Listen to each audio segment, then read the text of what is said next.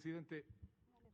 Señor presidente, nosotros ya hemos fijado posición alrededor de las enmiendas que han sido presentadas, pero creo que realmente estamos entrando a una etapa del debate en que es conveniente enfatizar algunos aspectos de esto y por eso hemos pedido nuevamente la palabra. Señor presidente y honorable pleno, yo creo que lo que estamos viendo es que hay un consenso alrededor de una idea central, que es la idea de enmendar. Y lo que tenemos que definir es cuál es el procedimiento de esta enmienda. Y estamos claros que el fin de esta enmienda es lo que el diputado Barreda, cuyo nombre pronuncio con mucho respeto, mencionó, es enterrar el presupuesto 2021. Y tenemos delante de nosotros dos opciones: o lo vetamos o lo engavetamos.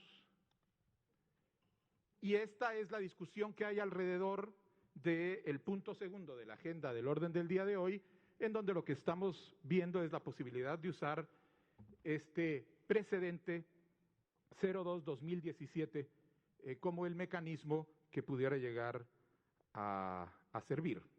Alternativamente a el procedimiento de pedir el veto y exigir el veto de la Presidencia de la República. El primer comentario que quisiera dejar sobre la mesa es que esta enmienda no debe ser una enmienda exclusivamente del Congreso de la República, porque el Congreso de la República fue parte del proceso, pero este presupuesto, y de ahí viene el origen del problema, viene del organismo ejecutivo. En consecuencia, la enmienda debe ser una enmienda conjunta. En este sentido, nosotros entendemos la posibilidad de usar este mecanismo, pero creemos que al concentrarnos exclusivamente en lo que pueda hacer el Congreso, estamos perdiendo de vista que en realidad esta es una responsabilidad en donde el Ejecutivo, con el ejercicio del veto, cumple el mismo fin que se alcanzaría por medio del procedimiento del engavetamiento, que es enterrar el presupuesto. Pero ¿por qué el tema de este precedente es no aconsejable? Es el hecho de que estamos hablando de un mecanismo que tiene una legalidad precaria. El procedimiento de creación de ley está establecido en la Constitución política y en la ley del organismo legislativo, que establece claramente cuáles son los pasos y las funciones que tiene cada uno de los organismos en este proceso. Nuevamente, no es exclusivamente el organismo legislativo, es el organismo legislativo y el organismo ejecutivo. El procedimiento que se estableció en el año 2017, 02-2017, para salir de una crisis política profunda, en donde había un rechazo a unas modificaciones al Código Penal, lo que hace es crea una etapa que no existe en el procedimiento de ley establecido en la Constitución y en la ley orgánica del organismo legislativo, que es lo que se ha llamado archivar, y es introducir una medida que no existe en el ordenamiento constitucional para que, una vez aprobado por el legislativo un decreto ley, no sea enviado a la Presidencia de la República para que se apruebe o se impruebe como está establecido constitucionalmente. Y se inventa en el 2017 un mecanismo para que en una decisión del Pleno el organismo legislativo pueda decidir archivar y engavetar esto para que no llegue nunca al organismo legislativo. Evidentemente, el precedente 2017 rompe el esquema constitucional y ya ha sido mencionado el hecho de que los precedentes no pueden ser superiores a la Constitución. Dos diputados que me antecedieron en el hecho de la palabra, los diputados Blanco y Conde, cuyo nombre pronuncio con mucho respeto, han mencionado, en el caso del diputado Blanco, que la Corte de Constitucionalidad está conociendo los amparos que ellos presentaron y que en el marco de estos amparos ha dicho que conocerá que decidirá una vez que conozca cuál es la decisión que se toma en el Congreso de la República. Pero esto es sencillamente una resolución de trámite, no es una resolución de fondo. Aquí no hay una definición de si el precedente o no es un mecanismo idóneo en términos no del mecanismo, sino del contenido del mecanismo. Y aquí es donde hago referencia a el precedente citado del 2012 por el diputado Conde. Efectivamente, hay ahí un precedente, pero que se refiere a un proceso de interpelación adentro del Congreso de la República. No es un tema que trascienda el ámbito institucional del Congreso. No se refiere a los procesos de formación de ley.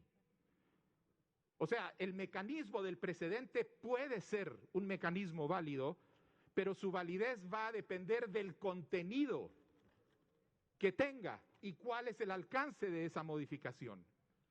En ese momento, en el 2012, calificó una decisión interna sobre el reglamento del Congreso. Estamos ahora en una situación en donde lo que está calificando es el procedimiento establecido constitucionalmente para la aprobación de la ley.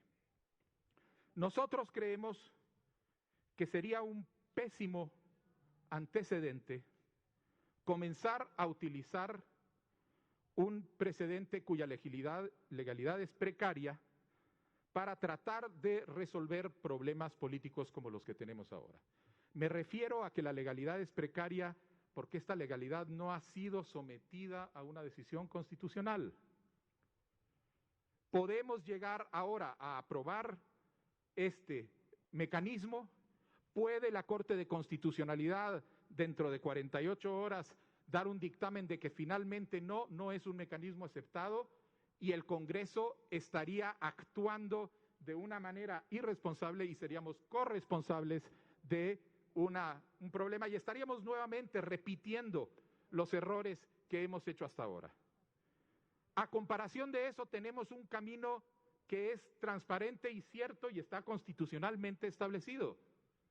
El veto. Si se envía esto con una solicitud de veto a la Presidencia de la República, el resultado va a ser el mismo. Lo vamos a enterrar. No por veto, sino por engavetamiento. Y es lo que es cierto, sólido y firme constitucionalmente. Nadie va a recurrir contra eso.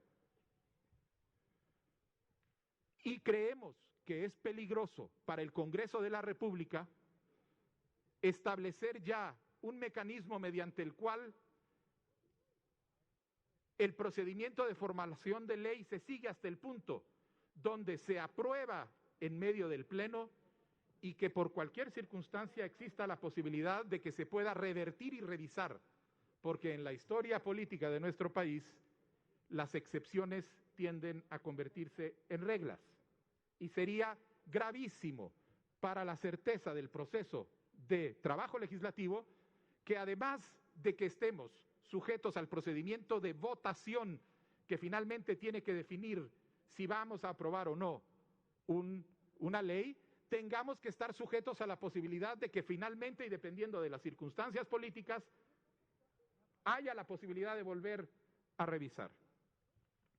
Yo creo que el ambiente aquí y la convergencia alrededor del principio de tener una actitud constructiva, una actitud de diálogo, una actitud en donde convergemos todos alrededor de ese principio de enmendar el proceso, es completamente aceptable y nosotros participamos de ese espíritu, lo acuerpamos y esperamos que continúe.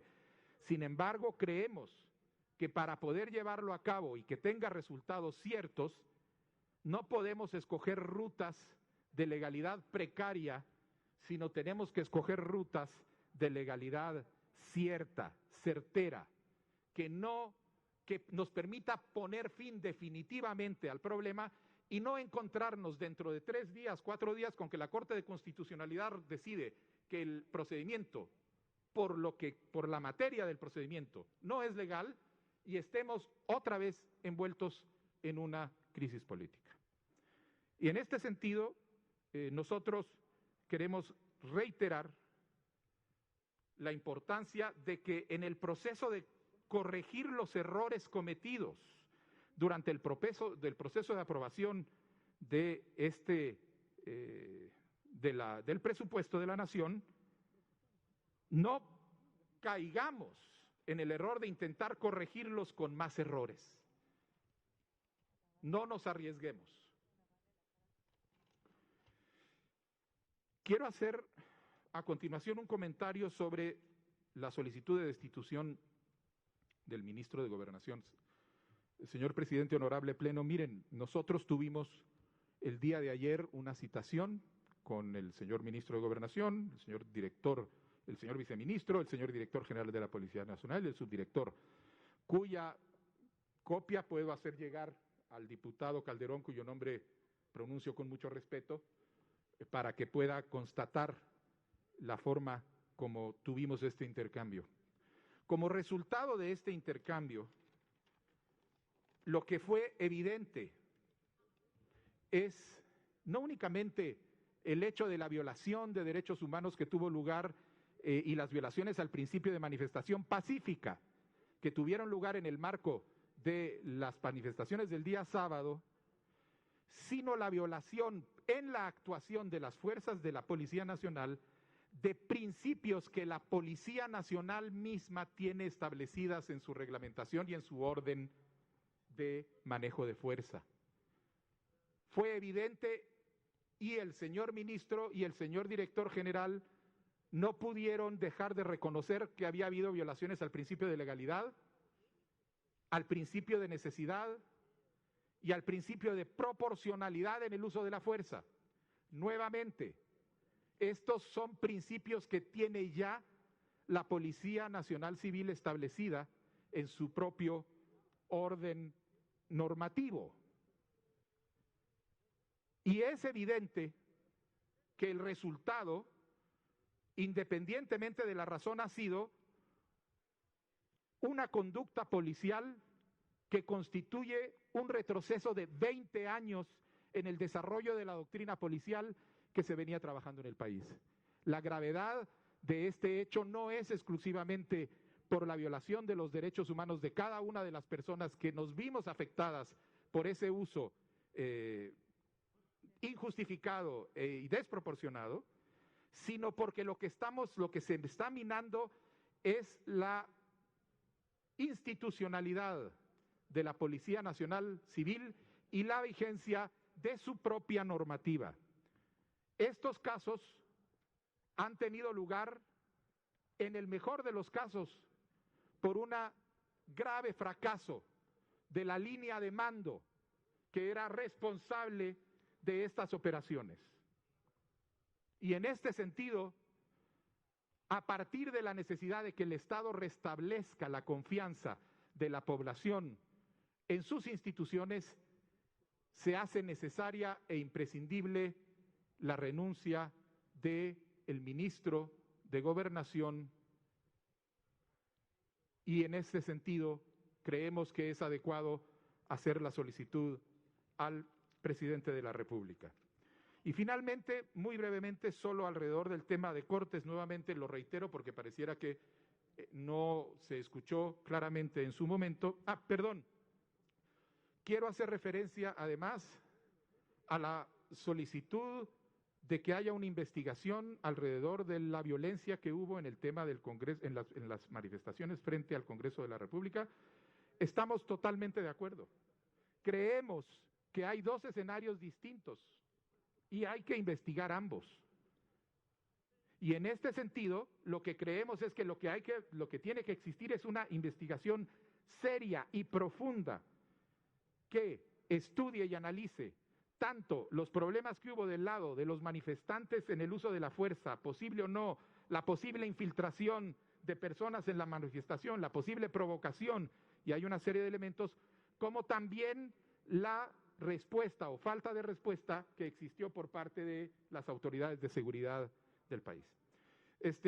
Así que, señor presidente, simplemente reiteramos sobre el tema de Cortes, hemos secundado la moción de alteración de orden del día presentada por la diputada Shirley Rivera, cuyo nombre menciono con mucho respeto, y en el sentido de los comentarios que la diputada Sonia Gutiérrez ya hizo sobre los mecanismos que nos permitirían cumplir con esto. Muchas gracias, señor presidente, honorable pleno.